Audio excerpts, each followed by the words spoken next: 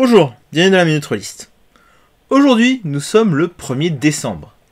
Qui dit 1er décembre dit Noël. Et qui dit Noël dit calendrier de l'Avent. Or, je suis un petit peu vieux pour avoir le bon vieux calendrier de l'Avent que j'avais quand j'étais petit. Du coup, je me suis posé une question. Qu'est-ce qui existe comme calendrier de l'Avent Rollist? J'en avais trouvé deux. Des dés et des cartes.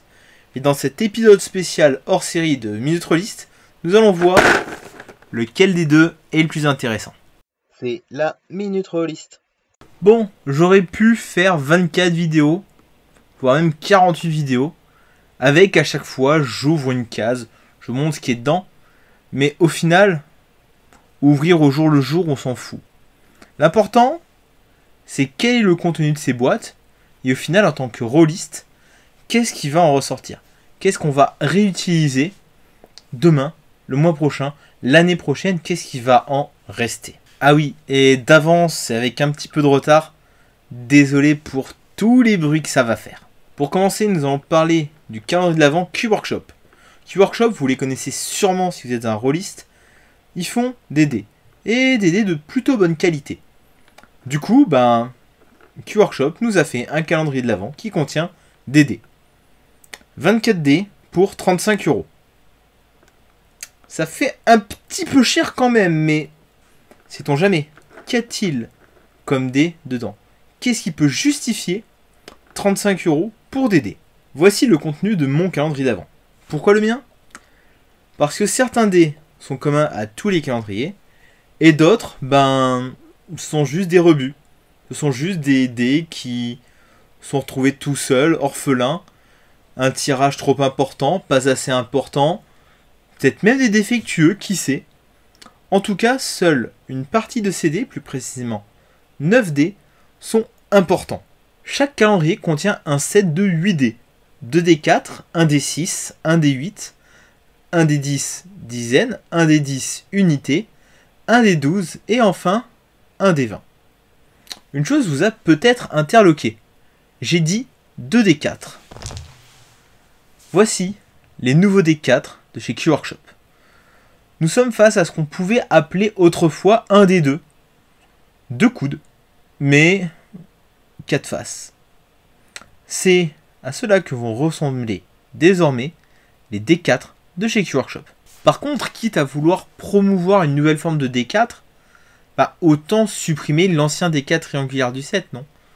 Surtout que des jeux qui utilisent 2 dés 4, j'en connais pas des masses. Petit bonus, le chiffre de chaque dé représentant la face la plus élevée a été remplacé par un petit logo en rapport avec Noël. Un sapin de Noël, un flocon de neige, un petit cadeau. Enfin, le dernier dé que tout le monde possédera est un dé 20 en métal. Et mon dieu, qu'est-ce que j'adore les dés en métal. Je trouve ça super cool, ça fait énormément de bordel sur la table, et à chaque fois je me fais taper sur les doigts. En fait, je pense que le grand intérêt de ce calendrier de l'Avent, c'est de l'offrir à des joueurs qui n'ont pas encore de dés, à des joueurs qui débutent dans le jeu de rôle, afin qu'ils aient un joli set de dés, et des dés en vrac au cas où ils aient besoin de dés un petit peu plus précis. Sachant que si c'est un joueur de D&D, il aura un joli dé 20 pour faire chier tout le monde en faisant un gros bordel.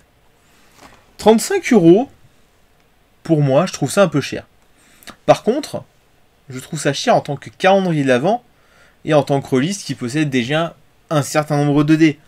En tant que collectionneur, je suis content d'avoir ce set de dés spécial Noël que je ressortirai sûrement à l'occasion d'une partie dédiée à ce thème.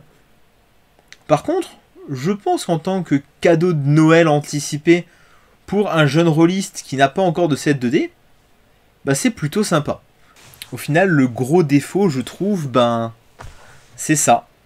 Les dés en vrac, les dés dépareillés. Vos fonds de tiroir qu'au final, vous n'avez pas réussi à vendre et que vous nous avez foutu comme ça et fait payer à prix d'or. Ah oui, ça c'est juste un tout petit peu vu. Du coup, j'aurais préféré avoir des sets de dés complets, des sets de 7 dés classiques, quitte à ne pas avoir les plus beaux dés de chez Q-Workshop. Mais bon, ça m'a permis de découvrir quelques dés, dont je vais peut-être m'acheter les 7 si je les trouve à l'occasion. Notamment le dé avec les chiffres écrits en japonais. Le dé avec les chiffres écrits en digits comme sur les vieilles montres digitales, qui est d'ailleurs phosphorescent dans le noir. Et celui-là, le dé violet avec les chiffres en vert, qui est lui aussi phosphorescent dans le noir et que je trouve super joli. Pour le reste, ben, ça va rejoindre ma shop de dés. Maintenant, parlons du calendrier de l'Avent d'Architecture Art. Calendrier de l'Avent ou boîte remplie de cartes mal calée. Ah non, mais littéralement, c'est une boîte avec des cartes. C'est calé avec du papier. Hop. Et cette boîte est prévue pour qu'on puisse y ranger les cartes qui constituent au final ce qu'on obtient chaque jour en ouvrant une case du calendrier de l'Avent. Ce calendrier de l'Avent a été financé lors d'un Game on Tabletop il y a quelques mois. Du coup, voyons voir si ce calendrier de l'Avent vaut ses 29 €. Est-ce qu'il est plus intéressant que ces dés? Ce calendrier de l'Avent est composé de 72 cartes. Pour commencer, nous avons les cartes numérotées, avec au dos un petit plan, une petite illustration pouvant servir de battle map ou même de référence pour créer vos propres environnements. Intéressant. Ensuite, nous avons les cartes de lieu. Un lieu, une illustration et une description. Ça commence à devenir intéressant, dites donc. Ensuite, nous avons les cartes d'objets. Bon, là, ce sont des flèches saboteuses. Au dos, il y a à quoi elles servent, comment elles ont servi lors d'une bataille. Enfin, ça n'a pas trop de rapport. C'est quand même un peu précis, non? Gardez ça en tête. Ensuite, nous avons les carnets de Nyx l'explorateur.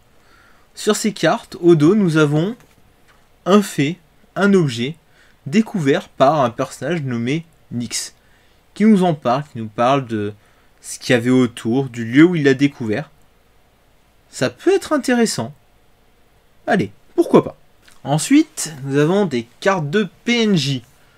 Un nom, une illustration, et quelques informations sur lui, comment il se comporte. C'est cool, c'est cool, c'est cool. Ça remonte. Ah. Ok. J'ai compris. On en reparle toujours tout à l'heure. Ensuite, nous avons des cartes de bestiaires, des créatures, leur habitat, comment elles se comportent. C'est toujours intéressant. Après, vous avez des cartes inclassables comme cette carte. Ce sont les règles d'un jeu qui s'appelle le 2-5-7. Voilà. Pourquoi pas? Comme je vous l'ai dit tout à l'heure, Architecture Art est l'éditeur d'un jeu de rôle. Aventure in Ostarion. Bon, ils en ont fait d'autres, mais c'est de ce jeu dont on va parler plus en détail. Ces cartes ont été pensées pour Aventure in Ostarion. C'est adaptable, bien entendu, dans votre univers Medfan préféré, mais je ne sais pas si tout le contenu de ce deck pourra être exploité à son paroxysme dans votre univers. Donc, faites attention là-dessus. En tout cas, pour 29 €, c'est quand même bien fourni. C'est pas une arnaque. Cependant, le format de la boîte.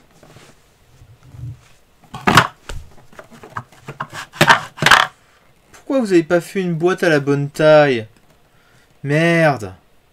Vous étiez à ça d'être tip top. Là, vous êtes juste top. Ces deux calendriers d'Avent ne sont absolument pas destinés au même public.